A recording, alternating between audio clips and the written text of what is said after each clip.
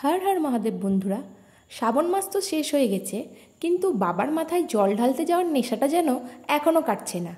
তাই আমি চলে গিয়েছিলাম জামালপুরের বাবা বুড়োরাজের মন্দিরে। পূর্ব বর্ধমান জেলার পূর্বস্থলী ব্লকের জামালপুরে অবস্থিত এই মন্দির। কাটোয়া লাইনের ট্রেন ধরে নেমে পড়তে হবে পাটুলি স্টেশনে। তারপর স্টেশনের বাইরে থেকে টোটোতে করে চলে আসতে হবে বাবার মন্দিরে। স্টেশন থেকে বাবা বুড়োরাজ মন্দিরের দূরত্ব প্রায় 7 কিলোমিটার। টোটোয় চেপে সুন্দর ও মনোরম গ্রামীণ পরিবেশের সৌন্দর্য উপভোগ করতে করতে আমি পৌঁছে গেছিলাম জামালপুরের বাবা বুড়োরাজের মন্দিরে। এই হচ্ছে মন্দিরের মূল প্রবেশদ্বার। মূল প্রবেশদ্বার দিয়ে প্রবেশ করতেই চোখে পড়বে প্রকাণ্ড এক মাঠ। এই মাঠেই বাবার উৎসবের সময় মেলা বসে। মন্দিরের বাইরেই পূজা সামগ্রীর সমস্ত জিনিস পাওয়া যায়। বলা হয় 600 বছর আগে এই মন্দিরের জায়গায় ছিল ঘন জঙ্গল। জামালপুরের পাশের গ্রাম নিমদহে বাস করতেন যদু ঘোষ নামে এক গোপ। তার অনেক গরু ছিল, যার মধ্যে একটি গরুর নাম ছিল শ্যামলী। একদিন তিনি শ্যামলীকে খুঁজতে খুঁজতে জামালপুরের এই ঘন জঙ্গলে চলে আসেন এবং দেখতে পান শ্যামলী একটি উই পোকার ঢিবির ওপর দাঁড়িয়ে আছে এবং শ্যামলীর স্তন থেকে নিজে থেকেই দুধ বের হয়ে সেই উই পোকার ঢিবির ওপর পড়ছে। এই ঘটনা দেখে তিনি অবাক হয়ে যান। এই অবাক করা ঘটনাটি তিনি গ্রামের ব্রাহ্মণ মধুসূদন চট্টোপাধ্যায়কে জানান। সেই ব্রাহ্মণও নিজে চোখে সেই দৃশ্য দেখে বিস্মিত হয়ে যান এবং বাড়ি ফিরে যান।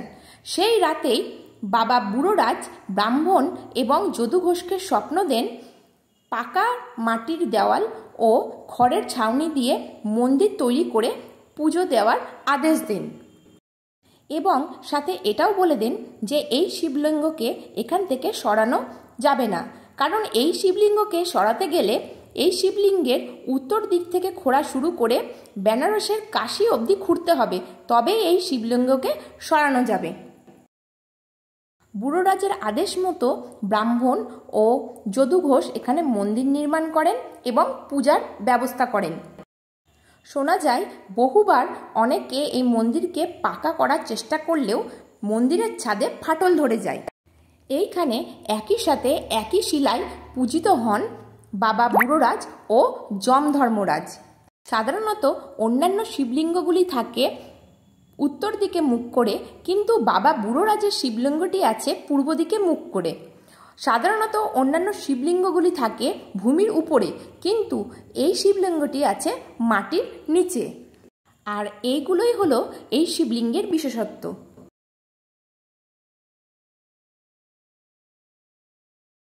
বাবা বুড়োরাজ খুবই জাগ্রত। বাবা বুড়োরাজের আরাধনায় পূর্ণ হয় নানান মনস্কামনা, দূর হয় দুরারোগ্য ব্যাধি। বাবার মূল মন্দিরের বিপরীতেই রয়েছে পাকা বাঁধানো নাট মন্দির, আর পাশেই রয়েছে আরেকটি মন্দির যেখানে অন্যান্য দেবতাদের বিগ্রহ রাখা আছে। তো বন্ধুরা, ভিডিওটি ভালো লেগে থাকলে লাইক, কমেন্ট আর শেয়ার করো। তো দেখা হবে নেক্সট ভিডিওতে। হর হর মহাদেব।